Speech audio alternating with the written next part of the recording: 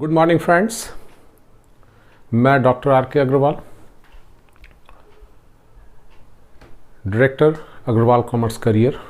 Friends, आज जो हम लोगों ने सीखना है, आज जो हम लोगों ने करना है, जर्नल टॉपिक का एक बहुत ही इनिशिएटिव वाली चीज़ है और इंटायर मैंने कंपाइल करने की कोशिश की है। और यदि आज आप ये वीडियो तन्मयता से आप देख लेते हो तो आपके बहुत सारे कंसेप्ट क्लियर हो जाएंगे, डाउट सारे मन के क्लियर हो जाएंगे और आपको प्रॉब्लम तनिक भी महसूस नहीं होगी।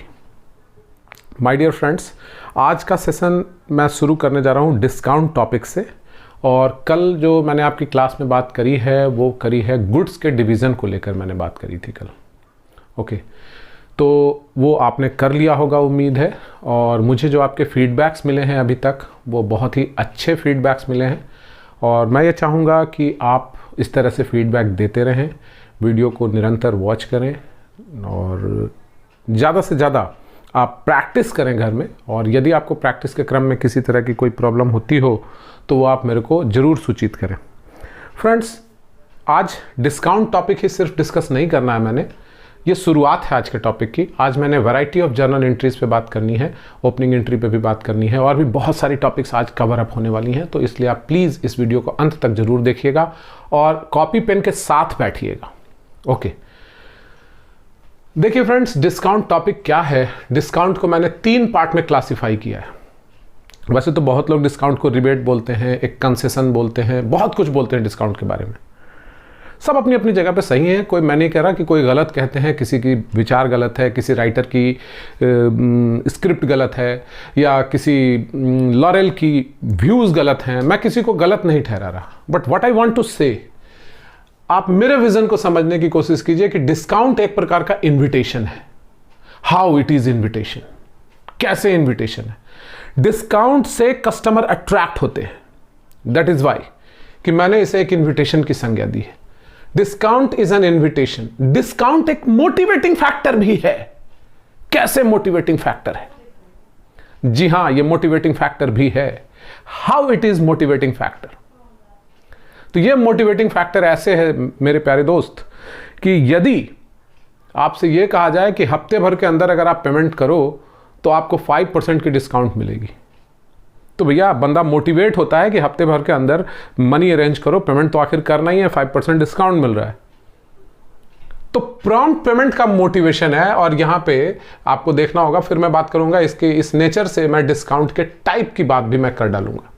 ओके, तो आप थोड़ा सा ध्यान देंगे तो डेफिनेट है कि आपको बहुत सारी चीजें क्लियर हो जाएंगी, अभी के अभी क्लियर हो जाएंगी। ओके, तो डिस्काउंट को मैंने मोटिवेशन कह दिया। ओके, डिस्काउंट को मैंने इनविटेशन कह दिया। डिस्काउंट को मैंने एनकरेजमेंट भी कह दिया कि भाई और खरीदो और खरीदो, डिस्काउंट पाओ, बाय 2 गेट 1 फ्री, 1000 पीसेस की खरीद पे 100 पीसेस फ्री, कुछ इस तरीके की बात, 10 पीसेस फ्री। तो ये बल्क परचेज को इंकरेज कर देता है। स्पेशल डिस्काउंट कहलाता है। Motivation for prompt payment cash discount कहलाता है। Invitation to purchase trade discount कहलाता है। तो यदि मैं डिस्काउंट को 3 पार्ट में क्लासिफाई कर दूं आपके बेटर अंडरस्टैंडिंग के लिए, तो कोई गलती नहीं है मेरे प्यारे दोस्त। आपको ये तीनों डिस्काउंट जर्नल में मिल जाएंगे। मैं अकाउंटिंग के पॉइंट ऑफ व्यू से डिस्काउंट को क्लासिफाई कर रहा हूं, पॉइंट शुड बी नोटेड। मैं अकाउंटिंग के पॉइंट ऑफ व्यू से डिस्काउंट को क्लासिफाई कर रहा हूं एक तरह से, और साथ ही साथ इसे डिफाइन भी कर रहा हूं। तो अब मैं इसे डिफाइन करते हुए कहूं कि डिस्काउंट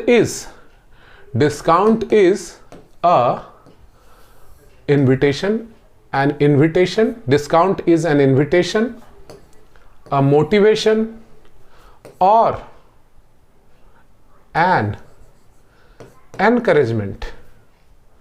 तो आप वैसे भी डिस्काउंट की मीनिंग लिख लोगे कि discount is an invitation, a motivation and encouragement for attracting the customer, for motivating them for prompt payment, and for encouraging them to purchase more and more volume of goods and services. So discount को हम define ऐसे भी कर सकते हैं my dear friends, ये आपको लिखा हुआ मिल भी जाएगा कि discount is an invitation to purchase, or it can be said that a motivation for prompt payment or an encouragement for purchase more and more volume of goods. Okay, तो ये sales volume को encourage करने के लिए है, ये prompt payment के लिए है, और ये अट्रैक्ट करने के लिए है। ये अट्रैक्शन है, ये मोटिवेशन है, और ये इनकरेजमेंट है। तो 3 प्रकार के डिस्काउंट आपको देखने को मिलेंगे माय डियर फ्रेंड्स जर्नल में। तीनों के फीचर के बारे में बात करें, it is not recorded in journal. Trade discount journal में रिकॉर्ड नहीं किए जाते, however it is deducted from invoice price and then net value is taken into consideration. आगे आपको मिलेगा कि ट्रेड डिस्काउंट क्या है। तो trade discount is not recorded in journal, trade discount की जर्नल एंट्री नहीं की जाती, इसे हम लोग सिर्फ इनवॉइस प्राइस में से ट्रेड डिस्काउंट को घटा देते हैं। इनवॉइस प्राइस आईपी, उसमें से माइनस कर देते हैं हम लोग टीडी को। जर्नल करते समय आपको यही ध्यान रखना होगा कि जो भी इनवॉइस प्राइस होगा उस इनवॉइस प्राइस में से हमें ट्रेड डिस्काउंट को माइनस कर देना है।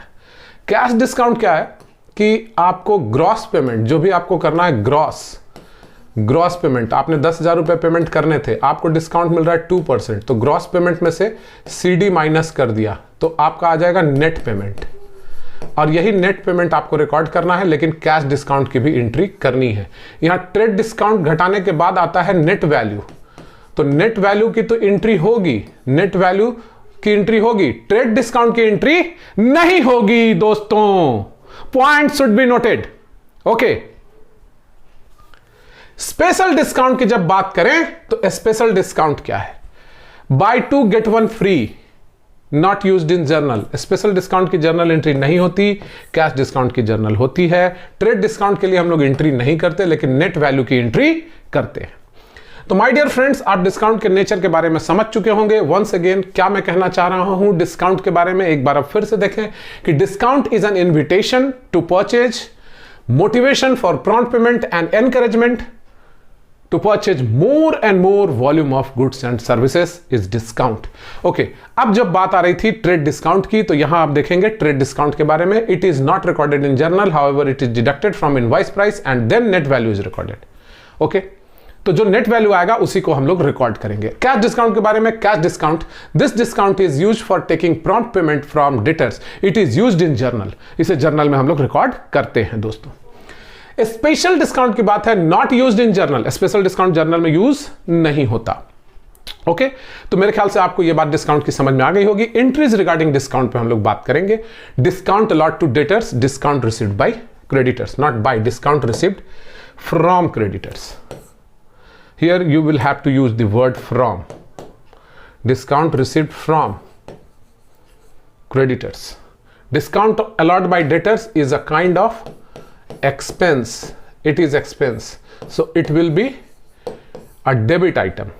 Discount received from creditor, it is a kind of gain. ये point आपको ध्यान रखना होगा. So it would be a credit item. Okay. तो discount allowed अगर है तो आपने डेटर को डिस्काउंट दिया है तो ये आपके लिए खर्च है। ओके, और डिस्काउंट रिसीव्ड है तो ये आपने क्रेडिटर से पाया है। कैसे, वो भी देख लेते हैं। How can you say that? Just listen and see. Discount allowed, I would talk about it with the transaction. Received cash from mister B rupees 950 and allowed him a discount of ₹50। तो ये 50 rupees हमारा यही discount allowed, यही 50 rupees हमारा expense है। Okay, लेकिन जब यहां बात की जाएगी discount received from creditors, paid cash to सी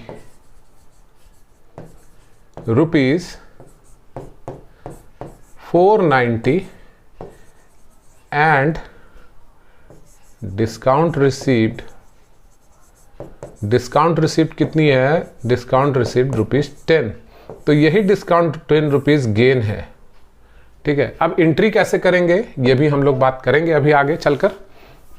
देखिए, तो इसकी एंट्री की जब बात आएगी, डिस्काउंट अलॉट और डिस्काउंट रिसीव्ड की जब बात आएगी, तो मैं एंट्री एक बार पुनः आपको समझा दूं कि एंट्री कैसे करेंगे आप, how would you do the entry.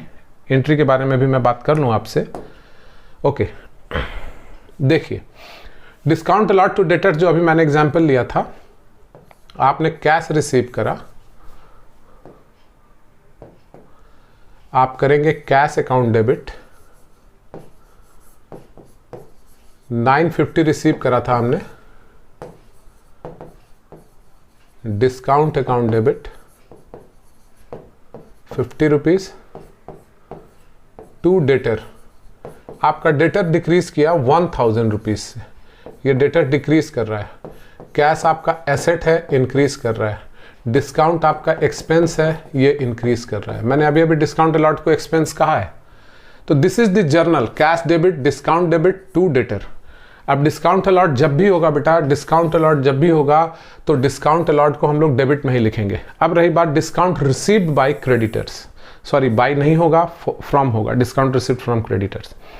हमने यहां पर एग्जाम्पल लिया था, एग्जाम्पल क्या लिया था, कैश पेड टू सी, तो C will be debited, C debit 500 और कैश हमने कितना दिया था 490। डिस्काउंट हमने कितना रिसीव किया 10 रुपीज, तो ये डिस्काउंट 10 रुपीज हमारा क्रेडिट होगा, दैट्स इट। तो cash debit, sorry C debit, C क्यों डेबिट हुआ, क्रेडिटर डिक्रीज कर रहा है, creditor is decreasing. Cash assets है, ये भी डिक्रीज कर रहा है। डिस्काउंट ये हमारा गेन है, ये भी डिक्रीज कर रहा है, that's all. Discount received by creditors, तो डिस्काउंट रिसीव्ड बाय नहीं लिख करके आपने लिखना है डिस्काउंट रिसीव्ड फ्रॉम क्रेडिटर्स। आपने सी को कैश कितना दिया 490 रुपीज ही आपने दिया है, 10 रुपीज आपको डिस्काउंट मिल रहा है, तो ये आपके लिए गेन है। आपको देना था 500, आपका क्रेडिटर रिड्यूस कर रहा है 500 का और आपका कैश डिक्रीज कर रहा है 490 का, तो इसका मतलब क्या है कि 10 रुपये आपने क्या किया है, आपने गेन किया है।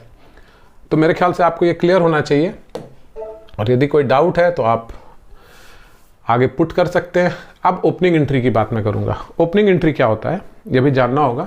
The entry which is passed at first day of an accounting period in order to bring down all the assets, liabilities and capital of previous year, not OFF, OF, okay, not OFF, OF. This one is wrong. Okay, to bring down all the assets, liabilities and capital of previous year into books of account is known as opening entry, and here T would be capital.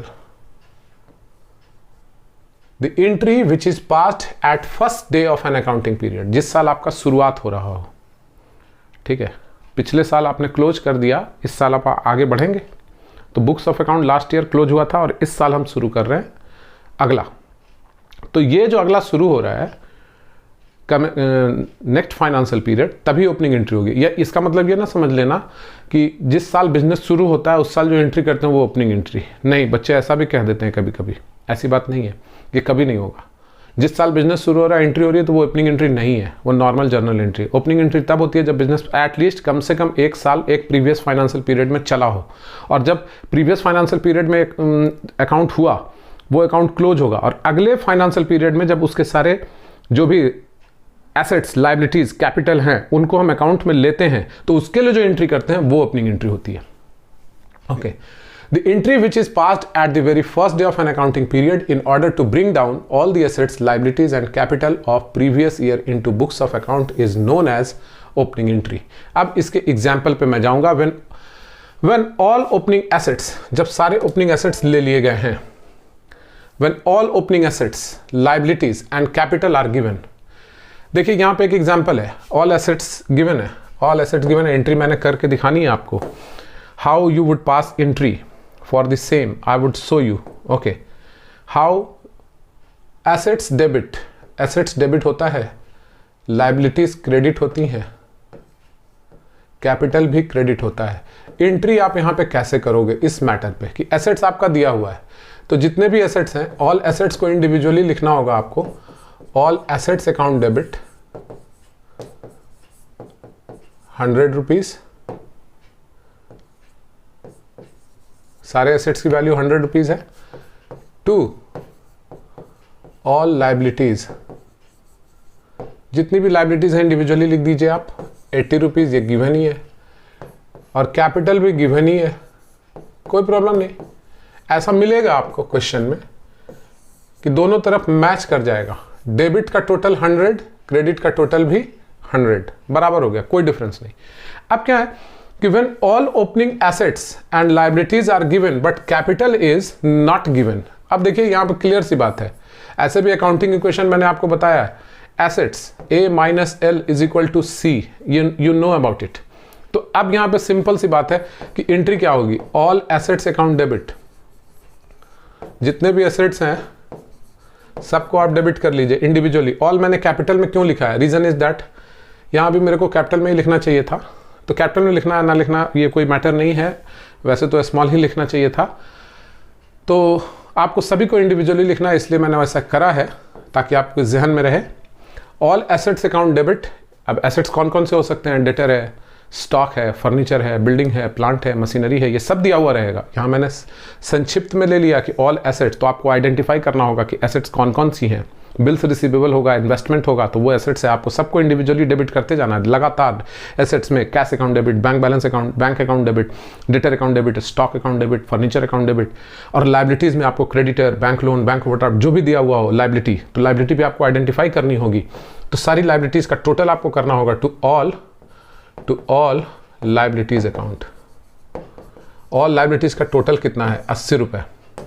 Difference जो आएगा वो क्या होगा, that would be your capital.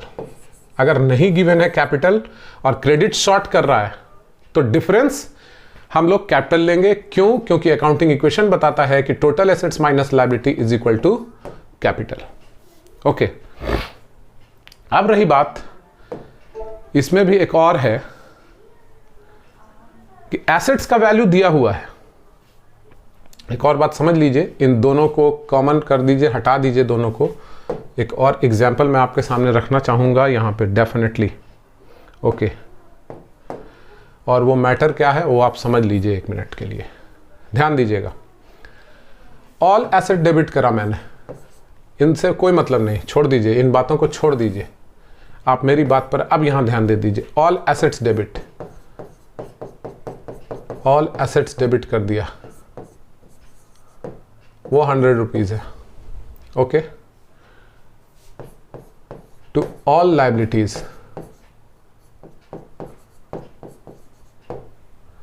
All liabilities मान लिया जाए कि 90 rupees है और कैपिटल भी दे रखा है, क्वेश्चन में कैपिटल भी दे रखा है, लाइबिलिटीज भी गिवन है, कैपिटल भी गिवन है। कैपिटल दिया हुआ 20 रुपीज सपोज, तो डेबिट में तो आपका शॉर्ट कर रहा है साहब।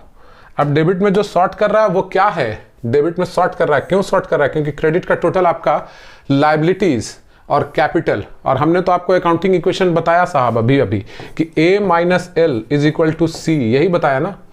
लेकिन यहां है क्या, लाइबिलिटी भी गिवन है और कैपिटल भी गिवन है, दोनों गिवन है, और उसमें एसेट्स माइनस कर दें तो डिफरेंस कितना यहां आ रहा है, 10 रुपीज। तो अब इस डिफरेंस को हम क्या समझें, इस डिफरेंस को आपको समझना होगा।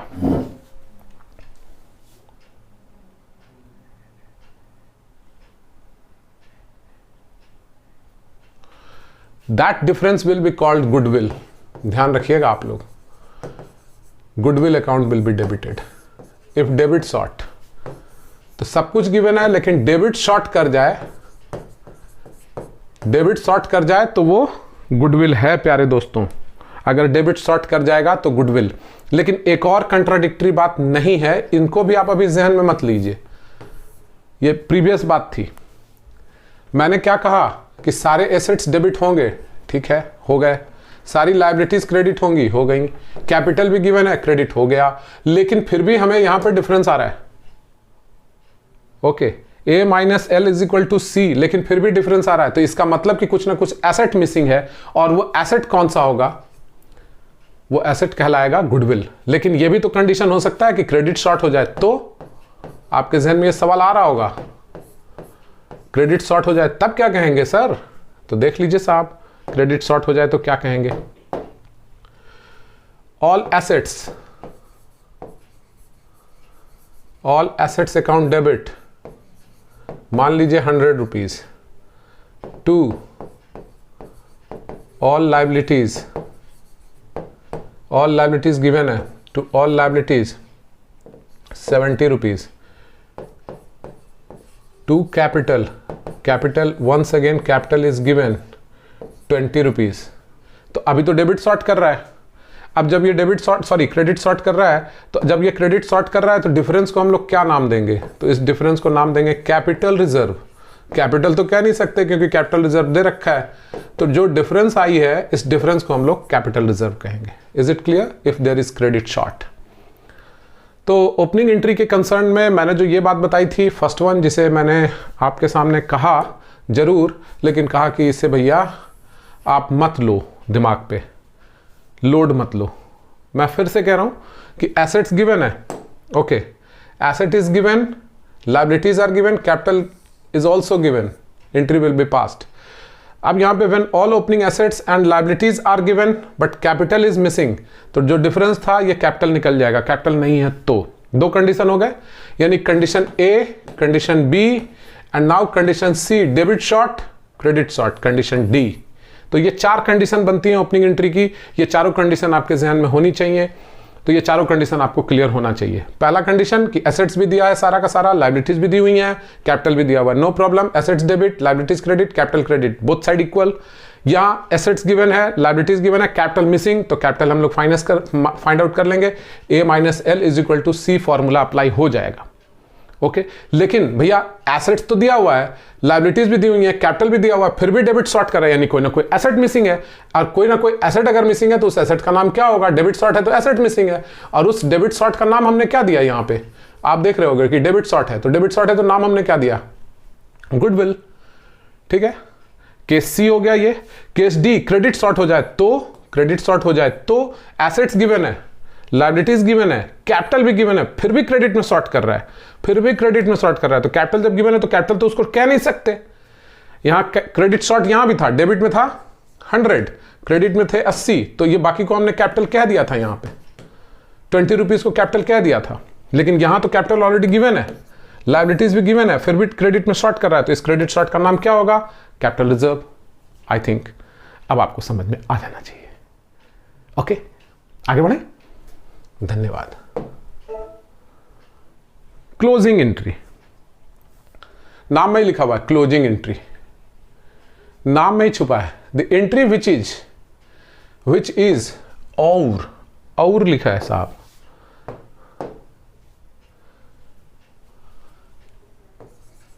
The entry which is or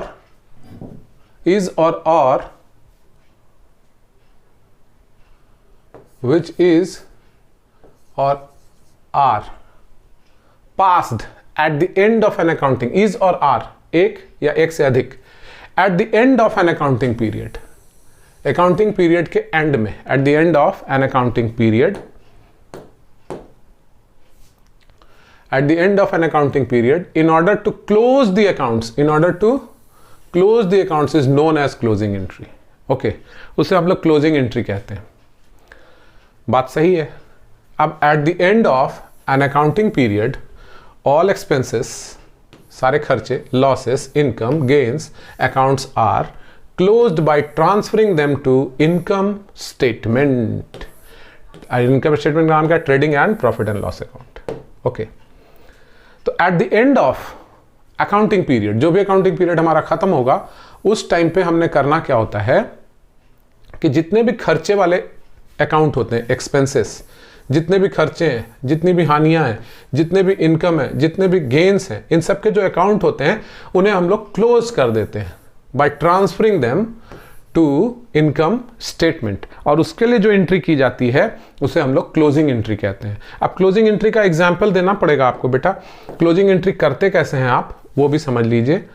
okay, सबसे पहला जो ट्रेडिंग अकाउंट, तो आपको ट्रेडिंग अकाउंट अभी पता ही नहीं है इसलिए बताना भी बेवकूफ़ी होगी। Trading account debit to purchases,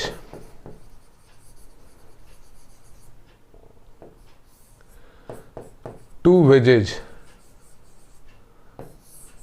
etcetera, sorry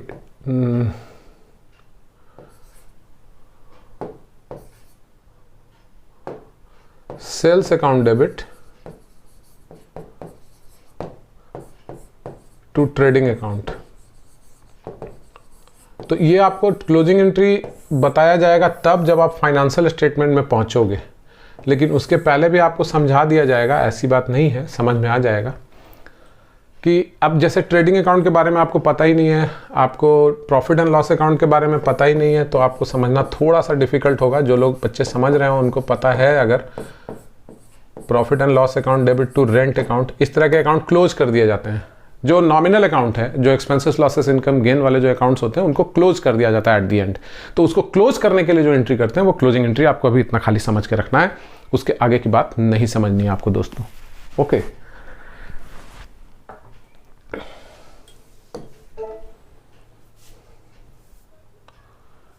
transfer entry, the entry which is passed, the entry which is passed in order to transfer the balance of one account to another account at any time is transfer entry।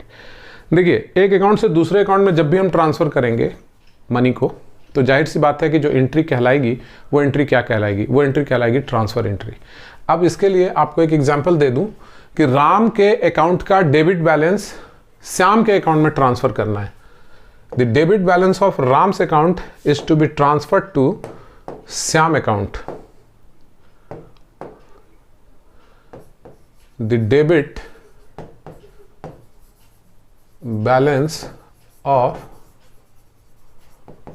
Ram's account is transferred to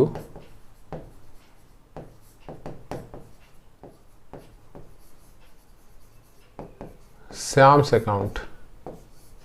तो entry क्या करेंगे, श्याम को debit करेंगे और राम को credit करेंगे।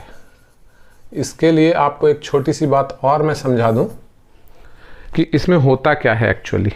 देखिए, suppose करिए कि आप चेक से पेमेंट करते हैं किसी को, आप चेक दे देते हैं मेरे को, मान लीजिए आपने चेक मेरे को दे दिया, तो होता क्या है, आपके अकाउंट से पैसा मेरे अकाउंट में ट्रांसफर होता है या नहीं? तो बैंक को तो ट्रांसफर एंट्री करनी पड़ेगी या नहीं करनी पड़ेगी? मान लीजिए आपका अकाउंट जिस बैंक में, उसी बैंक में मेरा भी अकाउंट है, थोड़ी देर के लिए मान लीजिए, समझने के लिए। ओके, आपने चेक दिया मेरे को, मैंने वो चेक बैंक में लगा दिया, बैंक के पास भेज दिया। ओके, बैंक ने कहा ओके आपका पैसा शाम तक क्रेडिट हो जाएगा आपके अकाउंट में, चेक क्लियर हो जाएगा, आपके अकाउंट में पैसा चला जाएगा, डोंट वरी, जाइए घर। मैं घर चला आया। अब बैंक ने किया क्या, आपके अकाउंट में जो जमा था मनी यानी क्रेडिट था, उस पैसे को बैंक ने, जितने का चेक है उस पैसे को, जितना का चेक आपने दिया, मेरे अकाउंट में जमा करा। यानी कि हमने यहां डेबिट बैलेंस लिया था, अब इसे थोड़ा मैं चेंज करता हूं। ओके, इसे मैं थोड़ा चेंज करता हूं। चेंज करने के लिए क्या करना होगा मेरे को, इसको मिटा देता हूं। ठीक है जी। अब मिटाने के बाद क्या है, अब देखिए मैंने किया क्या कि the credit balance of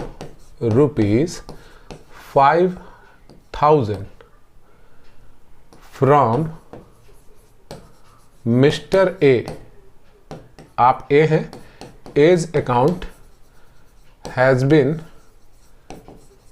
transferred to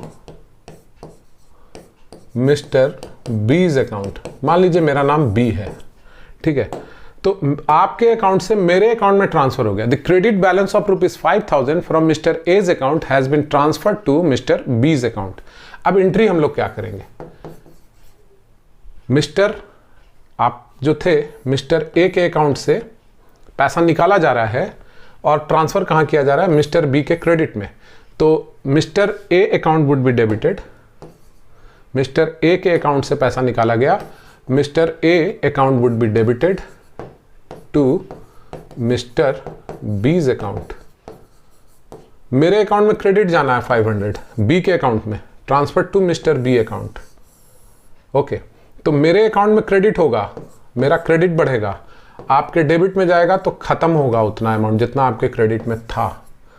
ठीक है, आपके क्रेडिट में जो भी था उससे मतलब नहीं है, लेकिन आपके क्रेडिट में से 500 निकाला गया तो आपको डेबिट करना पड़ेगा, आपका अकाउंट रिड्यूस करेंगे बैंकर्स डेबिट करके। ओके, ट्रांसफर करना है उनको, चूंकि आपके अकाउंट से पैसा कहां ट्रांसफर करना है, मेरे अकाउंट में, तो आपके अकाउंट से क्रेडिट में से मेरे क्रेडिट में डालना है। तो मेरे क्रेडिट में 500 आया और आपके डेबिट में जाएगा, तभी तो आपका क्रेडिट रिड्यूस होगा, क्योंकि क्रेडिट को रिड्यूस करने के लिए रूल क्या बताया, डेबिट। क्रेडिट घटाना है तो डेबिट करना होगा। तो आपके क्रेडिट में यानी जमा था, आपका क्रेडिट में जमा, आपके खाते में पैसा जमा था, कितना जो भी था 5 लाख था, उससे मतलब नहीं है, लेकिन उसमें से कितना ट्रांसफर करना है, 500। तो जितना भी निकालना है आपके क्रेडिट में से तो आपको डेबिट करना होगा। ये नहीं कि आपके अकाउंट में क्रेडिट कर देंगे banker. The credit balance of ₹5000, यहां 5000 है, 5000 ले लेंगे। Okay, the credit balance of ₹5000 from mister A's account has been transferred to mister B's account. Point should be noted. A के अकाउंट में से 5000 निकाल के बी के अकाउंट में ट्रांसफर करना है, ये बैंक की बात हो रही है। क्रेडिट बैलेंस था आपका जो भी था, ठीक है।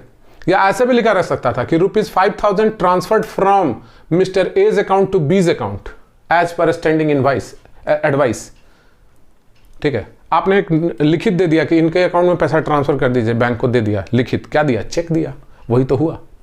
आप लिखित कैसे दिए, चेक के थ्रू दिए कि मेरे अकाउंट से पैसा उनको दे दीजिए, अकाउंट पे ही चेक है। तो बैंकर क्या करेगा, what the banker will do, the banker will do the credit balance of ₹5000 from mister A's account has been transferred to mister B's account. Mister A debit to mister B. अब mister A को debit कर दिया चूंकि mister A के account में से निकालना था और मिस्टर बी के अकाउंट में जमा करना था, तो क्रेडिट कर दिया, बात हो गई खत्म। अब बात आएगी कंपाउंड एंट्री। मेरे ख्याल से आपको यह समझ में आ गया होगा। Whenever a journal entry involves 2 or more accounts, फिर और गलती लिखा है, और more than just 2 accounts, it is called compound entry और कंपोजिट एंट्री। ये मैं प्रीवियस क्लास में आपसे डिस्कस कर चुका हूं कंपाउंड एंट्री के बारे में, और मैंने आपको बताया है कि what is compound entry, you know about it. Okay, तो फ्रेंड्स आप ये समझ गए होंगे। मैं आगे मूव करना चाहूंगा।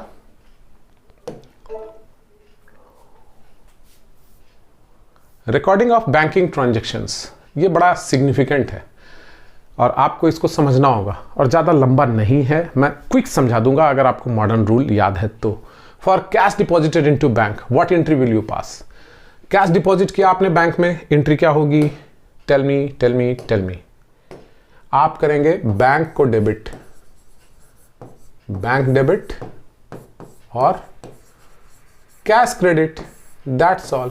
क्योंकि आपका बैंक बैलेंस बढ़ गया, कैश बैलेंस घट गया, दोनों एसेट्स हैं, एक एसेट्स बढ़ रहा है तो एक एसेट घट रहा है। For withdrawal of cash from bank for office use, once again आपका कैश बढ़ गया, आप कैश को डेबिट करेंगे और बैंक को क्रेडिट करेंगे। क्यों, क्योंकि आपका एक एसेट बढ़ गया। Once again I would say assets के बारे में, तो एक एसेट आपका बढ़ रहा है, एक एसेट आपका घट रहा है। अभी कैश डिपॉजिट किया था तो बैंक को डेबिट किया था क्योंकि आपका बैंक बैलेंस बढ़ रहा था। अब लेकिन यहां बात है कि for withdrawal of cash from bank for personal use, तो पर्सनल यूज के लिए अगर आप विड्रॉ करते हो, इट इज ड्रॉइंग्स, तो इसमें क्या होगा कि ड्रॉइंग्स आपका इंक्रीज कर रहा है। आप ड्रॉइंग्स को डेबिट करोगे, drawings account debit, and credit किसे करोगे, बैंक अकाउंट को। What's the reason behind it, the only reason is that आपका ड्रॉइंग्स इंक्रीज कर रहा है और बैंक बैलेंस आपका डिक्रीज कर रहा है। तो मेरे ख्याल से ये तीनों एंट्रीज आप समझ गए होंगे, और यदि आपको कोई दिक्कत है तो आप बैक करके वीडियो देख लीजिए, समझ में आ जाएगा, कोई इशू नहीं है। For receipt of cheque from debtor and deposited into bank on the same day, उसी दिन बैंक में जमा कर दिया। तो जब आपने उसी दिन उसे बैंक में जमा कर दिया, चेक जब आपको मिला डेटर से और आपने उसी दिन उसे बैंक कर दिया डिपॉजिट, तो एंट्री क्या होगी वो भी समझ लीजिए, बहुत ही सिंपल है। आपको बैंक को डेबिट करना होगा क्योंकि आपने बैंक बैलेंस बढ़ा लिया, और क्रेडिट किसे करेंगे आप, मिला किससे, चेक रिसीव्ड फ्रॉम डेटर, तो आपका डेटर डिक्रीज कर जाएगा। डेटर डिक्रीज करेगा या नहीं, और आपने चेक को कहां भेजा, बैंक में, तो आपका बैंक बैलेंस बढ़ जाएगा। That is why this simple tiny entry has been pass. छोटी सी एंट्री, बैंक बढ़ गया, डेटर घट गया, ओके। लेकिन आगे की बात क्या है कि for receipt of cheque from debtor not deposited as yet, cheque तो आपने रिसीव कर लिया लेकिन उसे आपने बैंक नहीं भेजा है, तो आप एंट्री क्या करोगे? इसकी एंट्री जर्नल प्रॉपर में होगी cheque in hand account debit. आप चेक इन हैंड अकाउंट को डेबिट करोगे, cheque in hand account debit, और क्रेडिट किसे करोगे? To debtor. आप डेटर्स अकाउंट को क्रेडिट कर देना, क्योंकि डेटर तो घट गया भैया, वो तो चेक दे दिया तो आपसे तो क्रेडिट मांगेगा, लेकिन आपने उसे बैंक चूंकि अभी भेजा ही नहीं है तो बैंक बैलेंस तो आपका बढ़ा नहीं, तो चेक इन हैंड आप डेबिट लिखिए। फिलहाल टेम्पररी, ये टेम्पररी एंट्री है और ये एंट्री जर्नल प्रॉपर में की जाती है, जर्नल प्रॉपर में ये एंट्री की जाती है। ओके, चेक इन हैंड को आप एसेट मान लीजिए कि आपका एसेट है, डेटर आपका डिक्रीज कर गया है। लेकिन for depositing the check received from debtor earlier, आपने इस चेक को बैंक में अब डिपॉजिट कर दिया, कभी तो करोगे ना, तो जब भी आप करोगे तब आप बैंक को डेबिट कर लेना। इसी चेक को आपने बैंक भेज दिया, ये वाला चेक, तो बैंक अकाउंट डेबिट, और क्रेडिट किसे लोगे आप? वही जो ऊपर चेक इन हैंड लिखा हुआ था, cheque in hand account. Cheque in hand account would be credited. आपका एसेट डिक्रीज हो गया एक और दूसरा एसेट इंक्रीज हो गया। That's it. It's very very simple with the help of modern rule, and you will not find any sort of problem. Dishonor of check received from debtor. अब debtor का check ही dishonour हो जाए तो debtor को आप छोड़ोगे क्या? फिर से डेटर बनाना चाहोगे या नहीं चाहोगे? बोलो हाँ या ना। For dishonour of check received from debtor, तो आप डेटर को फिर से डेटर बना दो जिसका चेक डिसऑनर हो गया। Debtors account debit, and which account would be credited? To bank account. Why bank account has been credited? Debtor तो आपका इंक्रीज करा, चेक डिसऑनर हो गया, तो आपने चेक भेजा था, आपका एसेट डिक्रीज हो गया, चेक जहां भेजा था वो वापस आ गया तो एसेट डिक्रीज कर गया।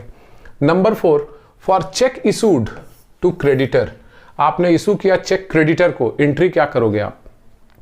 For issue of cheque to vendor for purchase of any asset. Otherwise आप इसकी एंट्री समझ लो कि इसकी एंट्री आप क्या करोगे? चेक इशू, जनरल क्रेडिटर को आपने चेक इशू करा है तो आपकी एंट्री बनेगी, sorry I should not use such colour, green on green, it is very very difficult and not be visible to you, but I should use black one. चलिए black में ले लेता हूं। For cheque issue to creditor, आपका creditor reduce होगा, आप creditor को debit कर दो, और क्रेडिट किसे करोगे? चेक आपने इशू किया है तो बैंक को क्रेडिट कर दो। रीजन इज दैट आपका क्रेडिटर डिक्रीज कर रहा है, बैंक बैलेंस भी डिक्रीज कर रहा है। तो बैंक बैलेंस का एसेट, क्रेडिटर डिक्रीज करने पर डेबिट, रूल बताया decrease in creditor debit, decrease in assets credit. अब यहां है for issue of cheque to vendor for purchase of any asset. Very nice, आपने एसेट खरीदा है, कोई भी एसेट खरीदा, एसेट अकाउंट डेबिट।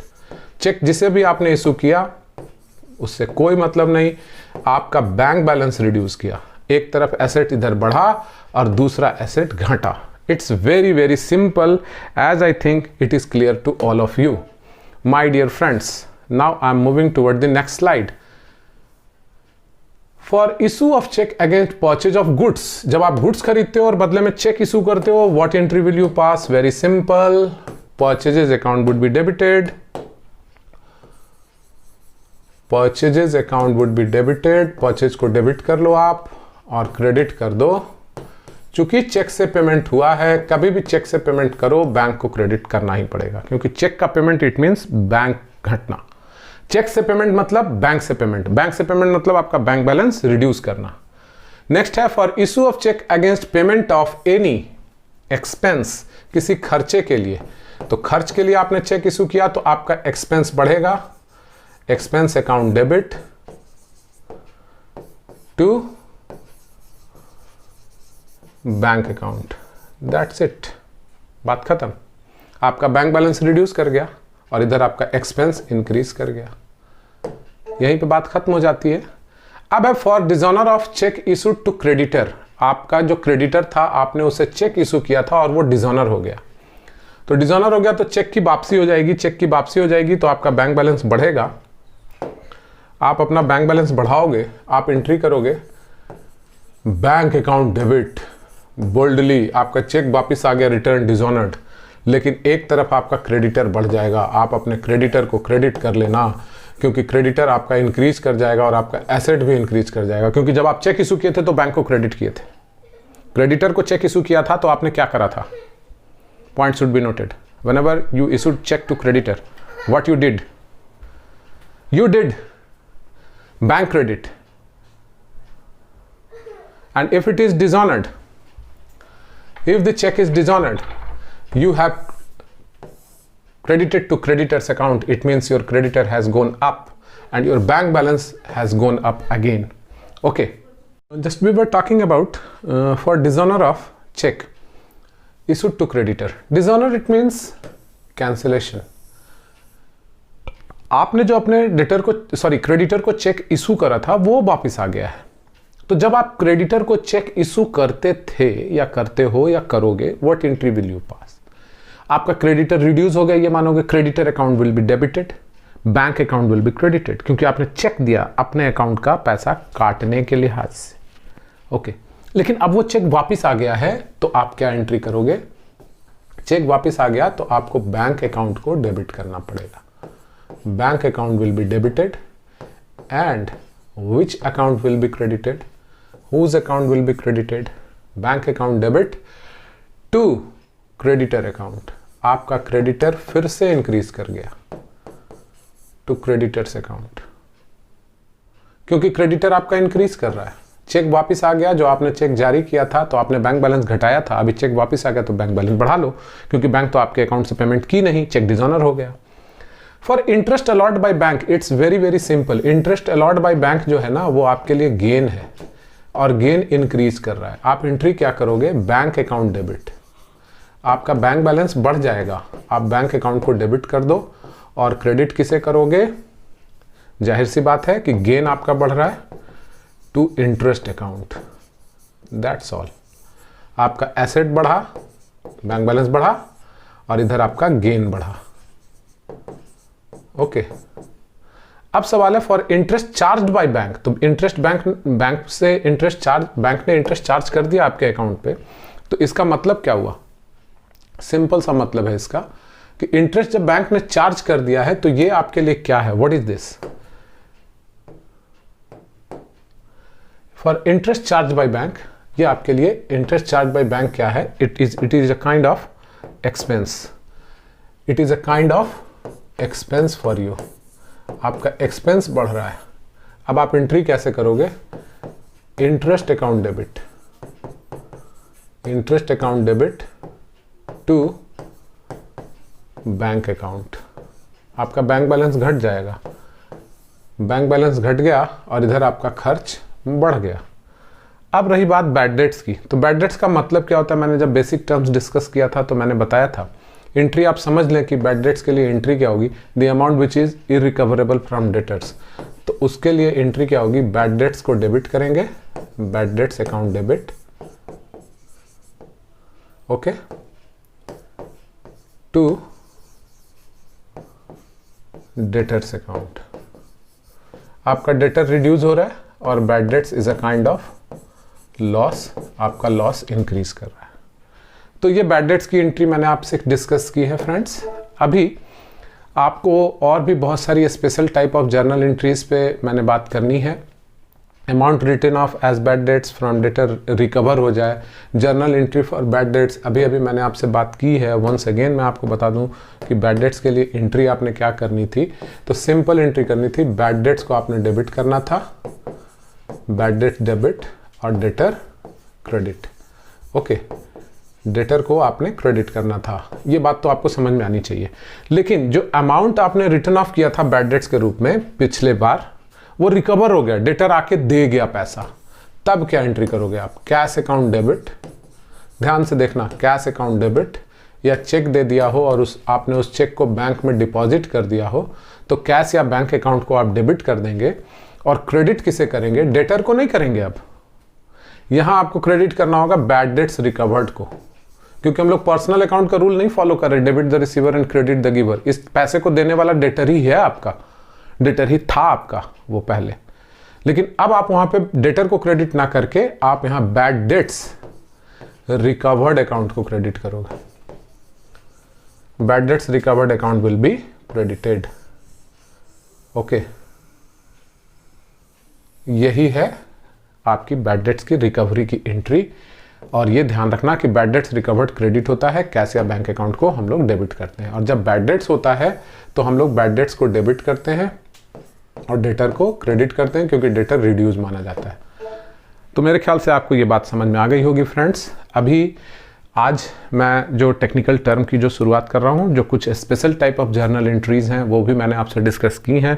तो उम्मीद है कि आप लोगों को ये सारी एंट्रीज समझ में आ गई होंगी, और आपसे मैं रिक्वेस्ट करूँगा कि इसे आप कायदे से देखें, एक बार फिर से देख लें, और कहीं कोई डाउट, कहीं कोई कन्फ्यूजन, किसी भी तरह का कोई कंट्राडिक्शन आपको लगता हो, या फिर कोई बात समझ में ना आई हो प्रॉपरली, तो वो आप ज़रूर मेरे को मैसेज करें, ज़रूर मेरे से आप कांटेक्ट करें, आपको सारा निवारण किया हुआ मिलेगा। Thank you very much. आपका दिन शुभ हो। Bye bye.